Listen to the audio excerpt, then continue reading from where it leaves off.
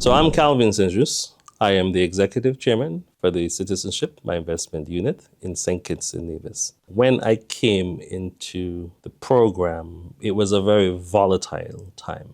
At that point in time, the Prime Minister made some very, very difficult decisions from a revenue perspective for St Kitts and Nevis in terms of making significant reforms that had an impact on the revenue. But he was very clear that this would be a short term because we needed to ensure that there's a long-term component. Now, in terms of the playbook, so to speak, it was really around three core things. It's one, people. So we wanted to ensure that we had the right individual, the talent in the institution.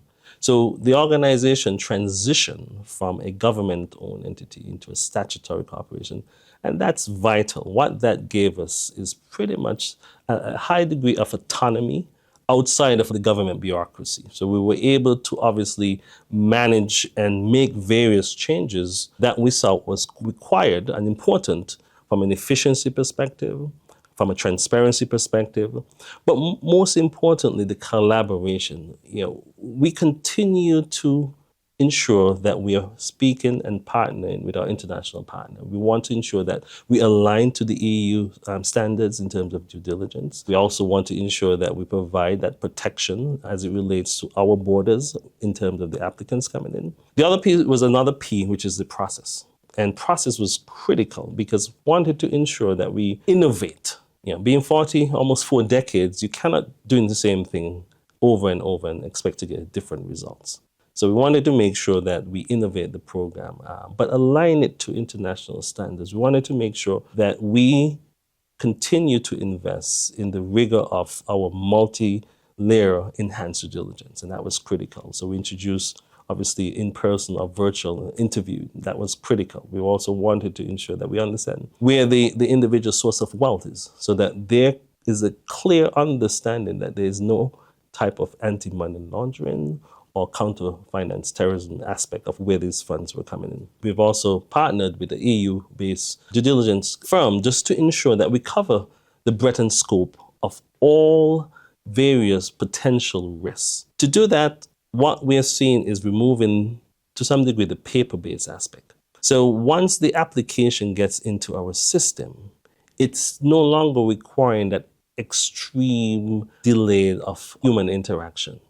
It is now being vetted from a technology perspective, and it's getting in the right hand of the experts who can immediately do the various vetting and then also ensure that the information goes directly to our international partners, our international law agencies, whether it's Interpol or the UN sanction list, and the due diligence firm. What this allows us to do, it really truncates the timeline. Once the files are appropriately, we call it a clean file, once we have all the relevant documentation, there is no issues, we are seeing the aspect of speed and compliant actually working appropriately, because we can immediately get that applicant into the hands of the relevant and due diligence company and international law agency within the same time.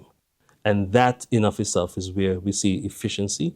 Our application timeline with this is, as I said, between averaging 130 or 120 and even to sometime less as well.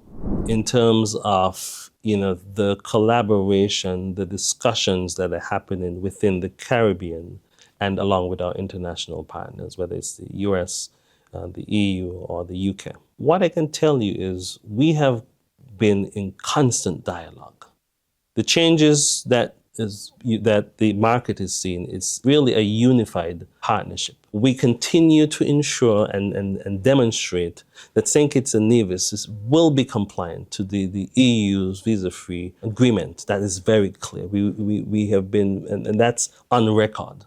We have been the champion. We have actually been the architect of pushing. We are no longer waiting to hear or to sort of say, listen, we would just simply wait to see what will happen. We're moving forward. I myself have been to the EU and have had shared updates that what we have done, whether it's the advent of our most recent implementation of our border security system, which is state of the art, and then also the biometric collection application that we're bringing in place. Because We see the value of firstly protecting our borders, but most importantly, as we speak with our international partners, it's also important that we protect their borders.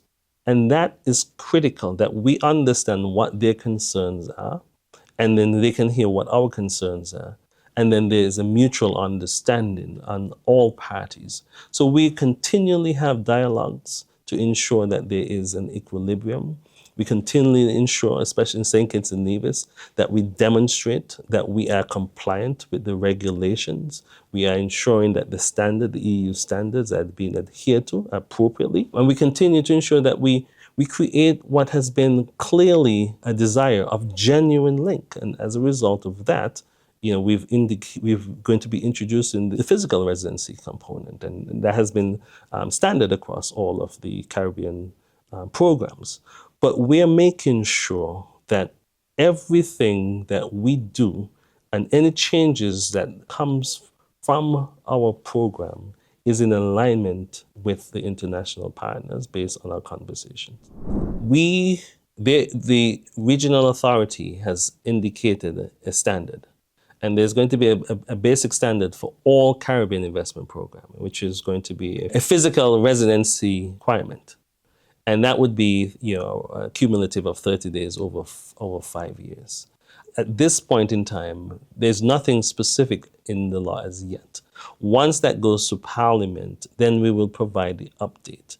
But that's the general framework that has been brought from a public perspective, that the regional regulator has indicated that there will be a monitoring of and the implementation of a physical residency program within those timelines. It's going to be a cumulative of, as I said, 30 days over a 5-year timeline. And we felt that in of itself will provide that true genuinely.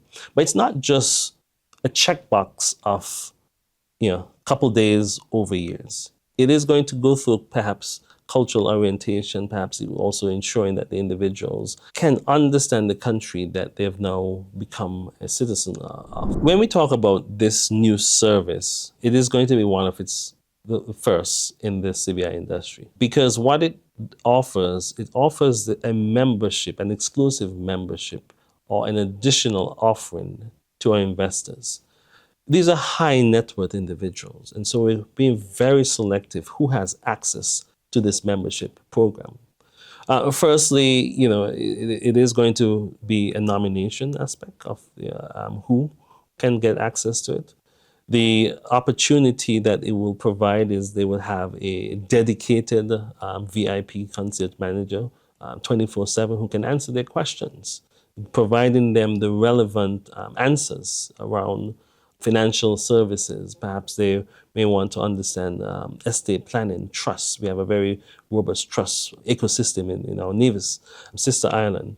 Also providing opportunities for them to do further investment. What we heard from our applicants is, our new citizens is, hey, we want to continue to find ways that we can diversify our portfolios. And this gives them an opportunity to get real-time updates on very exclusive, whether it's real estate investment opportunities, new business, new technology opportunities that they can see a benefit. And also to curated, we call VIP experience for these very high net worth individuals, even to the aspect of we may be exploring various partnership with international banking facilities, curated so that their safety and security, now being a citizen of St. Kitts and Nevis, not only makes it a one-time deal, but it's a continuation and being part of this membership. So more will be coming out, as I said, with this concierge program in terms of individuals being able to participate into it. The process, so as I indicated, from a regional regulator perspective, residency perspective, all of the heads of government have signed an agreement from the authority. And what needs to happen is that it goes through each of their parliament and then enshrine it. Anticipate this would be in short order, perhaps before the end of the year. What I would say as a statutory corporation, we now have that full autonomy. We have the autonomy to make decisions. We saw that changes help. And with those changes, we're now seeing an uptick in our numbers. We want to make sure we provide audited numbers, an objectable view. So we are in the process of getting an independent audit completed. And once that is completed, then we will begin publishing, being that transparency, because it is important that we have that done appropriately and that people have a confidence that these numbers are not just numbers that are being sent, but these are audited numbers and appropriate numbers.